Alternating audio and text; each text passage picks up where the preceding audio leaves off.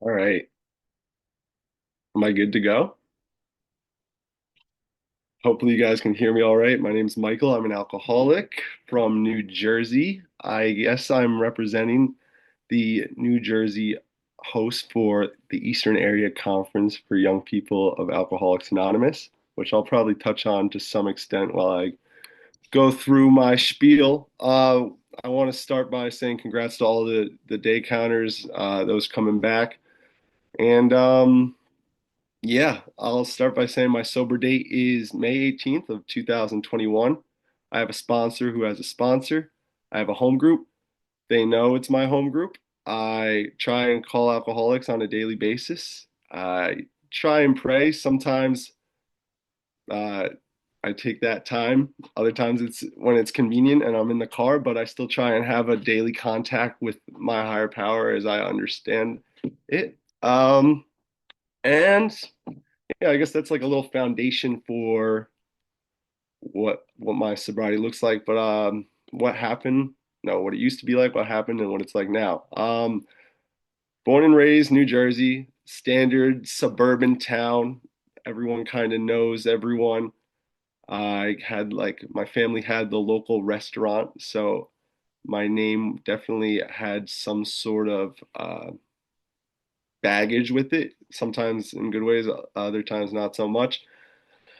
But yeah, family was pretty much it's like it's so standard, like had that on face value, like brother, married parents, things look great, but inside the home there was definitely a lot of destruction and anger and disturbed moments. At first, I was not the main proponent of those things, but I quickly adopted the role and was the main catalyst for most of the destruction that would later occur as I got older in my home. Um, I guess like if you asked me in my first 90 days, I would have told you that I was an alcoholic because I was diagnosed with diabetes at 11 years old. I no longer use that as the thing, but that for a while is like, oh, it was once I was diagnosed with diabetes that I had that anger towards God and that whole, but I think like as I get more experience in the rooms, I realize like it was there prior to that. And I didn't pick up my first drink till I was 14, but way before my first drink, I found a lot of ways to fill that God-sized hole. You've probably heard it before, whether it was with junk food, whether it was with TV or people's validation or talking to pretty girls. And I was quick to find anything and everything to just fill the black hole. And I guess like there was times where it worked. And like I felt just always like this tight ball in my chest, which, I guess is anxiety. And then I don't know where it stemmed from, if I had it from like my first breath or if it developed like through how I was raised. But all I know is that it was there, and I tried to find a lot of different ways to alleviate it. And then, like I said, around 14 years old is when I started to find things that made it release way more, way better than like all the other stuff had. My first, I guess, spiritual experience with substances, it wasn't with alcohol, it was with weed. I won't touch on the drugs too much, but I will say I wasn't a daily drinker, but I was a daily something, whether it was drinking or smoking or some other thing to put in my body. Um, but I digress. Long story short, I finally had that feeling where I felt like I could breathe a little bit easier.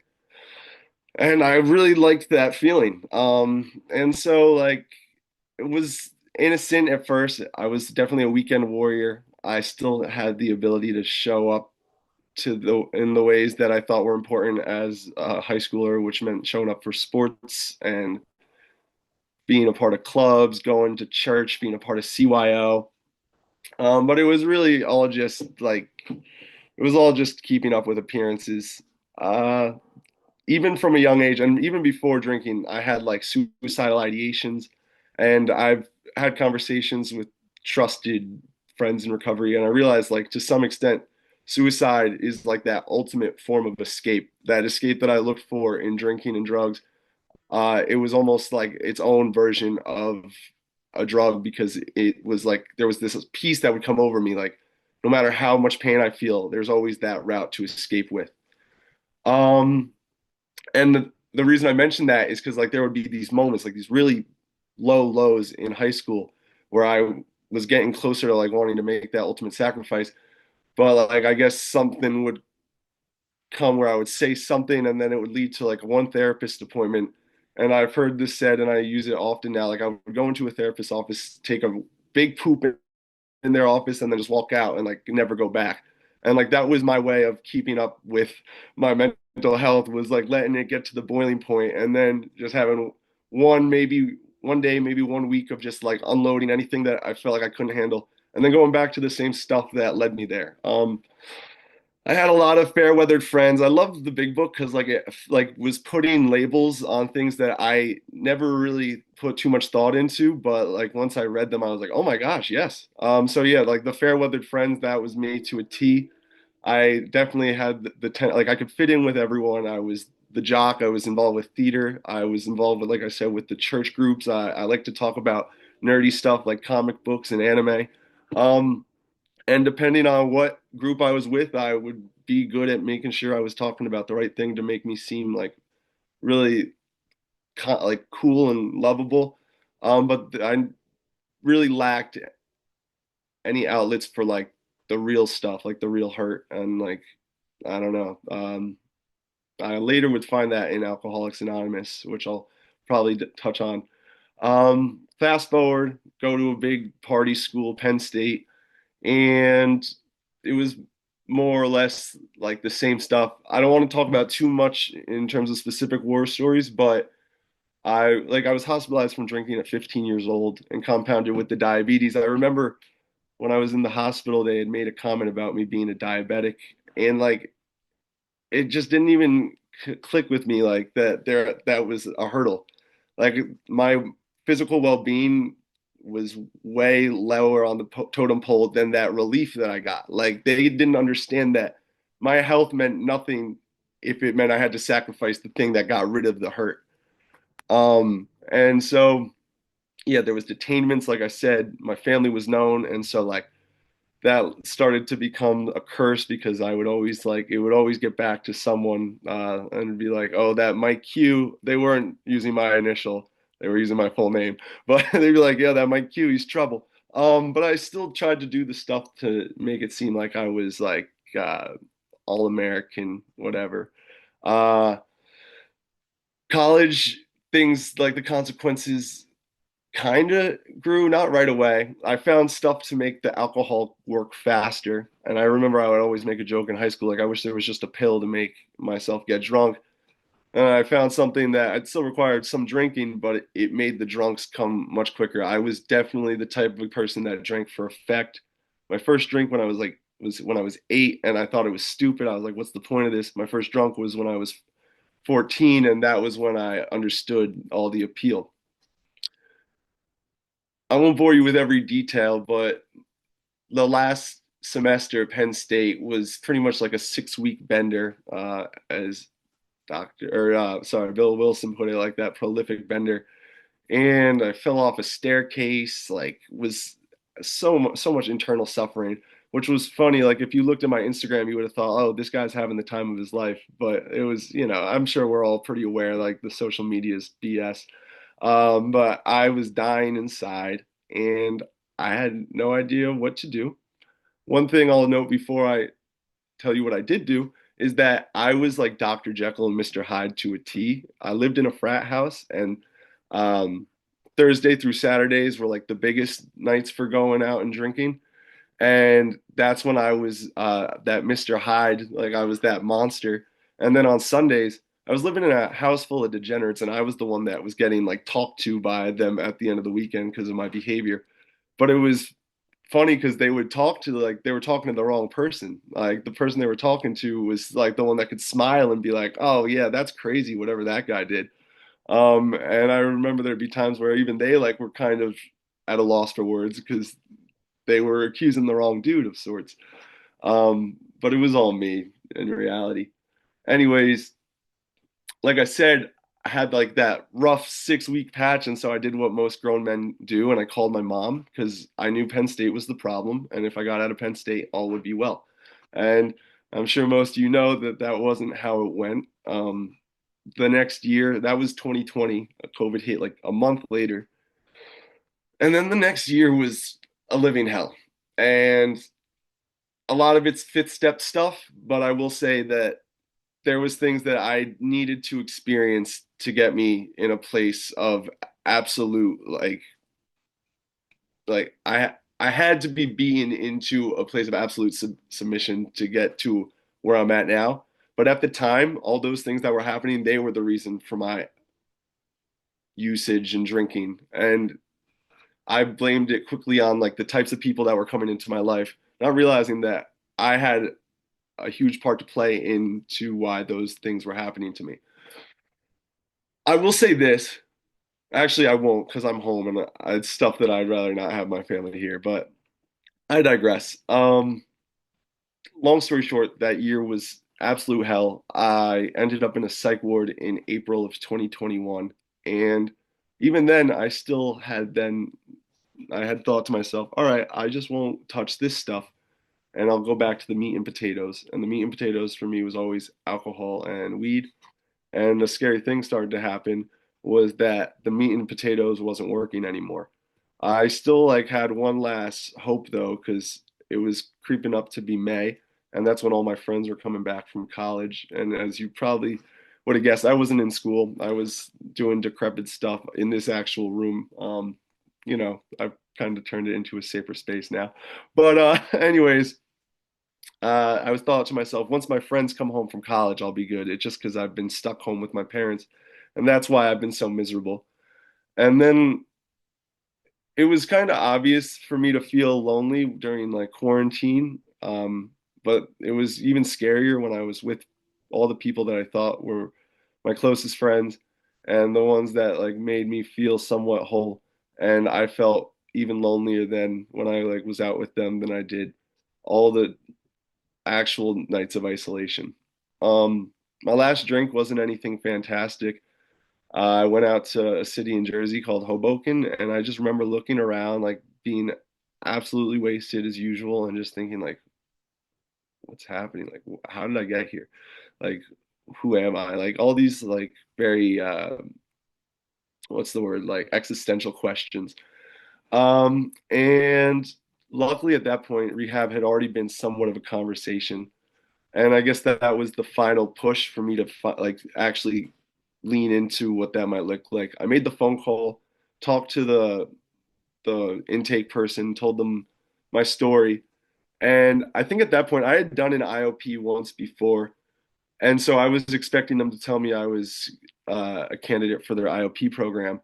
And then that's when they told me that I was able to be a part of their inpatient program. And I was almost insulted because in my mind that meant that I was really sick. And like I was blessed with the ability to be pretty candid, which is definitely like something I'm grateful for. But that candidness led, is that a word? I don't know. Anyways, that led to me going to their inpatient program. I remember being hesitant at first because I had so much going on. I was watching like Tiger King probably, so really riveting stuff. But anyways, I made the push because I had like there was all these dominoes that fell perfectly, and I had someone say like, "What's 30 days compared to the rest of your life?" And like that was like just one of those one-liners that spoke and broke like the walls that I had around. I don't even know what you want to call it, my heart, soul. And so I made the push to go. When I got there, they gave me a backpack, a notebook, a pen, highlighter, and a big book. I looked at it. I really didn't even know what I was looking at, but I thought I was gonna journal my way into sanity. Like I didn't go to rehab thinking I was an alcoholic. I didn't know what 12-step recovery was. I just was looking at it as an excuse to detox for like 30 days, get all the nonsense out of my system. Like I said, I was in a psych ward a month prior, so I was just like, I just need to clear my head. Um, thank God there was this guy there named Dave. Dave was a client and Dave was smiling. And I fucking hated Dave because he was a client and he was smiling. But at the same time, as much as I was annoyed at that dude for being happy, I was also somewhat curious because the only thing that really made a difference in my mind was that he was there for 2 months. Me not like knowing at all that he had been having a spiritual awakening in the process of his 2 months there. When I got back to the house that night, um, Dave did something that I probably still won't fully realize how great, like, I don't know what I'm trying to say. I guess like I'm grateful for it, but I'm sure like it's like compounded gratitude that will continue to come from that experience with Dave. Um, he did what most of us are taught as we stick around, and he opened the big book with me, and I read the doctor's opinion, and it was the first time where I felt like something got me, like something was speaking to my soul, and it wasn't from a stern parent or an adult who was looking out for my best interest. It was from some dude that died, I don't even know how many decades ago, that was describing this state that I didn't even realize that I was in.